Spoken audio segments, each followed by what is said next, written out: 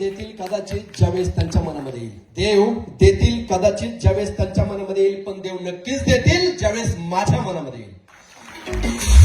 खरंच आज या हॉलमध्ये यायच्या आधी 2-3 तासापासून जे लाईन मध्ये उभे राहिले होते, आत आल्यानंतर पण जे खाली बसले, ज्यांना जागा नाहीये, या सगळ्या लोकांसाठी एकदा जोरदार टाळ्या झाल्या पाहिजे. जोरदार जोरदार. काही लोक खाण्यासाठी जगतात आणि काही जगण्यासाठी खातात. तर मला असं वाटतं आज या हॉलमध्ये साठी खाणाऱ्यातले आणि ज्या व्यक्तींना तुम्ही भेटण्यासाठी इथं आज आलात, ज्या व्यक्तींना ऐकण्यासाठी तुम्ही इथं आज आलात, जसं सांगितलं काय लास्ट अर्धा-1 तासाचा प्रोग्राम राहिलाय, किती पण वेळ लागू द्या, पण त्या व्यक्तींना ऐकल्याशिवाय इथून कुणीही जायचं नाही. कोण कोण तयार आहे? आयुष्य सुंदर आहे, पण जगता आलं तर. शरीराचे ऑपरेशन करायला हॉस्पिटल खूप आहेत, कुठं विकत कुठं फुकट, पण विचारांच्या आजाराचं काय? तर विचारांचा आजार बरे करणारे डॉक्टर आहेत. त्यांचं नाव आहे डॉक्टर अशोक तोडमल. त्या व्यक्तींना ऐकूनच इथून सगळ्यांनी जायचं. रेडी आहे सगळे? माझं नाव तुषार भोसले, प्रॉपर राजगाव, छत्रपती शिवाजी महाराजांची राजधानी. पुण्यापासून 60-70 किलोमीटरवर गाव आहे. 8 घर आहेत गावामध्ये. सकाळी दुपारी 1ला ऊन येतं, का तर राजगड आणि तोरण्याच्या मध्ये गाव आहे, जिथं छत्रपती शिवाजी महाराजांची राजधानी आहे पहिले राजगड, आणि जिथं स्वराज्याचं तोरण बांधलं. दुपारी 1ला ऊन येतं आणि 4ला सूर्य मावळतो. अशा गावामध्ये स्वप्न काय पडणार हो? चांगलं वागायचं, चांगलं बोलायचं, चांगलं राहायचं, चांगलं होणार. विचारलं कसं? तर शिकायचं, म्हणून 17 वर्ष शिक्षण केलं. 17 वर्ष शिकल्यानंतर मार्केटमध्ये व्हॅल्यू बनली 4250 पहिला पगार. जॉब मध्ये मला कळलं, गाव सोडून पुण्यामध्ये आलोय तर हे जॉब करून एक घर एक गाडी होईल, त्याचे EMI फेडायला पूर्ण आयुष्य जाईल, म्हणून नोकरी सोडून दिली. नोकरी सोडून गावाकडे गेलो, शेतीवर कर्ज काढलं, पीक कर्ज काढलं, शेती डेव्हलप केली, गायांचा दुधाचा व्यवसाय केला, पोल्ट्री फार्मचा व्यवसाय केला. लोक म्हणले पोल्ट्री फार्म मध्ये 3 पोल्ट्री होते आपल्याकडे, एक होती ब्रॉयलर, एक गावरान, एक कडकनाथ. त्याच्यानंतर म्हणले दुधाचा व्यवसाय करायचा, तो पण केला. हॉटेलिंगचा व्यवसाय पण केला, मोठं किराण्याचं दुकान पण टाकलं, डिश टीव्ही मोबाईलचं रिचार्ज पण चालू केलं. सर्व लोकांच्या डोक्यात येईल असे सगळे उद्योग करून बसलो. आणि एवढं सगळं करून आयुष्यामध्ये प्रॉपर्टी काय कमवलं माहितीये? 4.5 लाख कर्ज. वयाच्या 28 वर्षापर्यंत हे लाईफ जगत होतो. एक अचिव्हमेंट केली होती, साला आपलं लग्न झालं होतं 21व्या वर्षी. 8 महिने लग्न झाल्यानंतर सगळेजण म्हणायचे काय गुड न्यूज. मग एका मुलीला जन्म घातला, प्रमोशन. साला ज्या आई वडिलांनी जन्म दिलाय त्यांना सुख नाही देऊ शकलो, ज्या बायको बरोबर लग्न केलं तिला दुःखात ठेवलं, ज्या मुलीला जन्म घातला तिला सांगितलं असंच राहायचंय.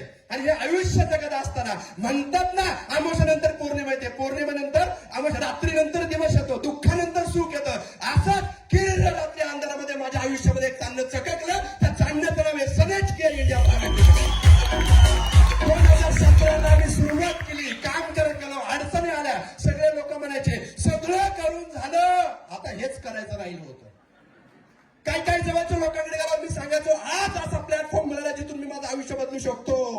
त्या अशा बघायचे, मी म्हणायचो मी मर्डर तर नाही केला. स्वप्न बघायला सुरुवात करणं एवढा मोठा गुन्हा आहे का? समाजामध्ये लोक डेंजर असतात. आपण अशा समाजामध्ये राहतो ज्या ठिकाणी लोक आहेत ना, स्वतःच्या दुःखापेक्षा लोकांच्या सुखाने दुःखी होतात. हे लक्षात घ्या. माझा नवरा दारू पितो याचं टेन्शन कमी, पण तिचा पीत करा याचं टेन्शन नाही. माझा मुलगा नापास झाला, मार्क कमी पडले, पडू दे, त्याच्या पोराचा नंबर कसा आला. आमचा ऊस जळून गेला, काय फरक नाही. ज्याच्यात गावात ज्याच्याबरोबर भांडणे त्याचा ऊस एवढा चांगला कसा. जॉब मध्ये माझं प्रमोशन नाही झालं चालेल, पण मला ह्याचं प्रमोशन कसं झालं त्याचं टेन्शन जास्त. माझ्या पोरीचं लग्न ठरत नाही, टेन्शन कमी. ह्याच्या पोरीचं ठरलंच कसं आणि एवढं चांगलं असतं म्हणून टेन्शन. चला अशा समाजामध्ये राहून चांगलं काम करताना टेन्शन येणार, नक्कीच त्रास होणार, हे मला माहित होतं. का तर समाजाची रीत आहे, चला जब तक कोई चीज बदनाम नाही ना, चला तब तक वो फेमस भी नाहीये. काम करत हसणे आल्या. पहिली सुरुवातीला कार आली 12 लाखाची बलेनो, त्याच्यानंतर दुसरी कार मर्सिडीज आहे. आज 1.5 करोडच्या घरात राहतोय. 4 करोडपेक्षा जास्त अर्निंग झालंय. 8-10 कंट्री फिरणं झालंय. स्वतःसाठी जगणं नसून लोकांसाठी जगण्यात खरं जगणं असतं. ते मला त्यावेळेस कळलं. माझ्याबरोबर सुरुवात करणारे 70-80 लोक कारमध्ये बसले, 200-400 लोक विमानामध्ये बसले, लाखो रुपये लोक कमवायला लागले. आणि आता हे सगळं झाल्यानंतर रंग बदलू गिरगिट झाले मार्केट मधले. याचं नशीबच लय भारी. मी म्हणलं 28 वर्ष कुठं आग लागली होती नशिबाला. त्या जमिनीत पाणीच नाहीये, तिथं विहीर खोदून पाणी कसं लागणार. सुरुवात केली, वडील म्हणायचे एकच पोरगा आहे बारका, माझं नावच घ्यायचं नाही. सासू सासरे म्हणायचं सांगत होतो लव्ह मॅरेज करू नको माझ्या बायकोला. मित्र म्हणायचे तो आमचा मित्र नाही. आणि जसं हे सगळं झाल्यानंतर वडील म्हणायचे असा पोरगा झाला मला याला भाग्य लागतं. सासू सासरे म्हणायचे आमच्या पूजाचं नशीबच लय भारी. मित्र म्हणायचे ह्याच्या बरोबर आम्ही बेंचवर बसलो होतो. दुनिया की रीत आहे साला, लक्षात ठेवा. दिसायला लागलं ना की सगळे बदलतात. पण मला कळलं यार, हे आयुष्य, लोक पैसे कमवतात, लोक आयुष्य जगतात, लोक स्वप्न पूर्ण करतात. ऑप्शन 2 आहे, चांगलं काम करून आणि वाईट काम करून. मी माझ्या स्वतःच्या मनाला प्रश्न विचारला, तुषार तुझं आयुष्य बदललं चांगलं काम करून का वाईट काम करून? लोक दारू, तंबाखू, बिडी, सिगारेट विकतात, माहितीये चुकीचं काम तरी पण करतात. नाशिकमध्ये एक शेतकरी बोलले, 16 वर्ष माझ्या शेतामध्ये मी द्राक्ष, डाळिंब पिकवतो. म्हणलं ग्रेट, पण 16 वर्षात माझ्या शेतातलं एक पण पिकवलेलं द्राक्ष आणि डाळिंब माझ्या मुलांना दिलं नाही. मी बोललो ते कोणाच्या तरी मुलांनी खाल्लं असेल नाही. लक्षात घ्या, माहितीये चुकीचं तरी लोक करतात. अरे गाई म्हशीपासून निघणारं दूध 14 करोड लिटर आणि भारतामध्ये खपत 64 करोड लिटर. 50 करोड लिटर काय आहे? WHO रेशो आहे. बेसायुक्त दुधामुळे पिशवीतल्या 87% लोक कॅन्सरग्रस्त होणार. भीती कुणालाच वाटत नाही. प्रॉब्लेम काय माहितीये का? स्वतःवर आले की आपण बघू, अरे 10 नंबरचं घर जळतंय, आपण गंमत बघतो, जळू दे, त्याचं जळलंच पाहिजे. अरे पण ते विजलं नाही ना, त्याला लागून आपलं पण जळू शकतं. आज त्यांच्यावर वेळ आहे, उद्या आपल्यावर पण येऊ शकते.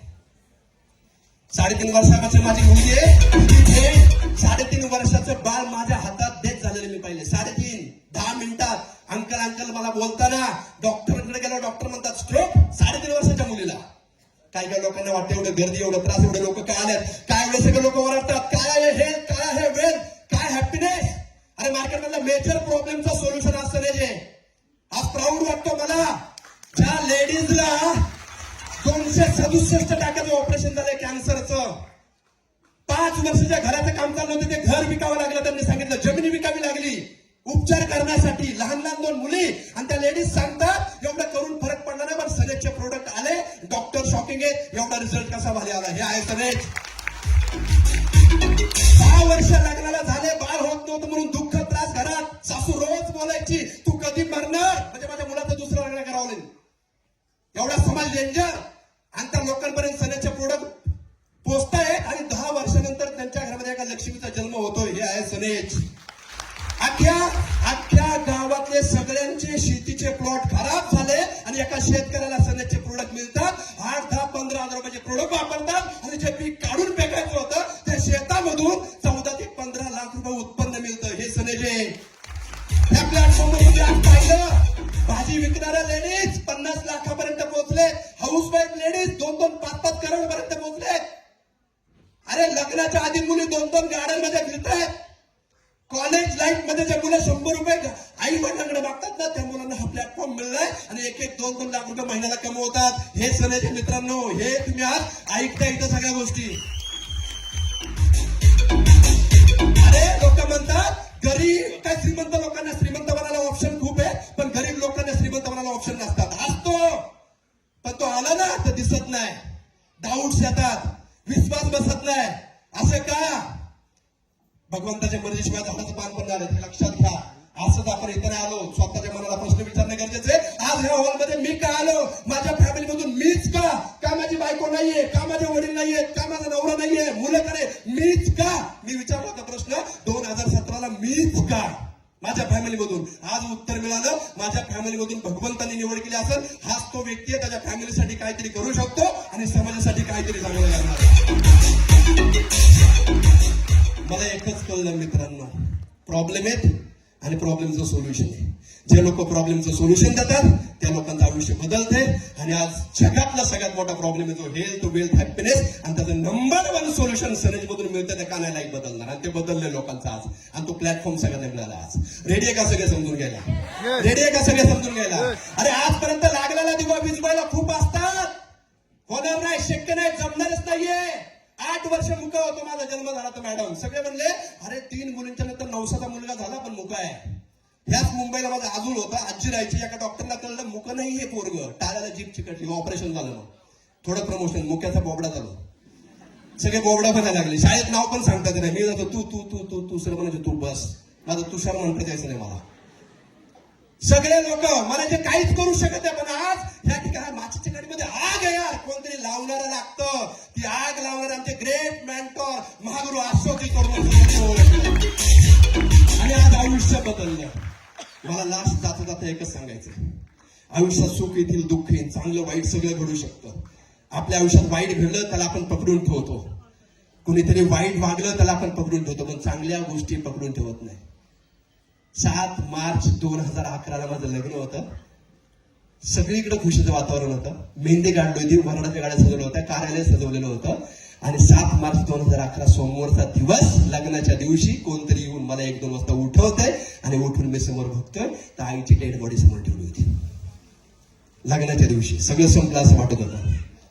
हेल्थ आज लोकांना वाटतं ना आयुष्यामध्ये, ज्या लोकांच्या घरातले हेल्थमुळे काहीतरी मोठा इश्यू झाला ना, करते लोक गेलेत ना, घरातला फॅमिली पर्सन कोण गेलं ना, त्यांना विचारा दुःख काय असतं.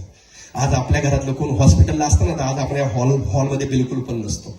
विषयाची परीक्षा नका घेऊ. ज्या व्यक्तीने बोलवलं ना, खरंच मी सांगतो भाग्यवान आहे, आज त्या व्यक्तीने तुम्हाला बोलवलंय. एखादी गोष्ट घडून गेलं ना, काहीच हातात राहत नसतं. विषयाची परीक्षा बिलकुल पण नका घेऊ. आज एकच सांगायचंय, चांगलं वाईट घडत राहणार आहे, लोक येणार आहेत, हे लाईफ जगणार आहे.